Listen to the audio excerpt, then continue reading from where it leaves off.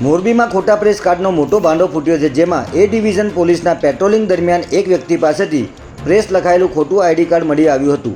આપ જોઈ રહ્યા છો શિક્ષાપત્રી સંદેશ ન્યૂઝ। એક નજર આજના મુખ્ય સમાચાર પર।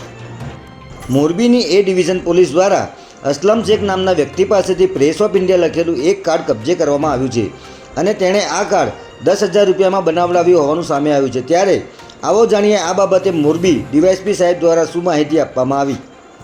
ગઈકાલે એ ડિવિઝન પોલીસને પેટ્રોલિંગમાં હતા ત્યારે એક બ્રેઝા કાર મળેલ, જેમાં પ્રેસ લખેલું હતું। જે બ્રેઝા કાર્ડમાં પૂછતા પોતાની પાસે પ્રેસ ઓફ ઇન્ડિયાનું કાર્ડ હોય, જે બાબતે એને પૂછતા કે આ તમને કાર્ડ કોને આપેલું છે અને તમે પત્રકાર તરીકે કોઈ કોર્સ કરેલો છે કે પત્રકારનો નીતિ નિયમ મુજબ તમે રજિસ્ટ્રેશન કરાયેલું છે કે માહિતી ખાતામાં તમારી પાસે એને લગતા કોઈ આધાર પુરાવા આપેલા છે।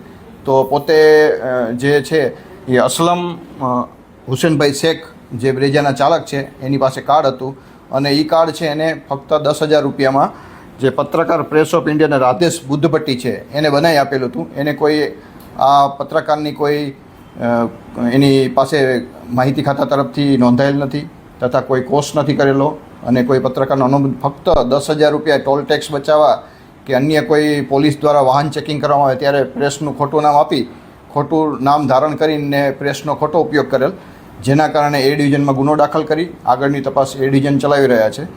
અને પ્રેસના માધ્યમથી આજે હું મોરબીની જનતા, મોરબી કે અન્ય કઈ જગ્યાએ આવા પ્રેસ ઓફ ઇન્ડિયાનું રાધેશ બુદ્ધભટ્ટી દ્વારા કોઈ આપેલું હોય તો એ જે પણ એને કાર્ડ બનાવી દીધું હોય તે એ ડિવિઝનના તપાસ કરનાર પાસે જમા કરાવી દે, નહીં તો એના વિરુદ્ધમાં પણ ગુનો દાખલ કરવામાં આવશે।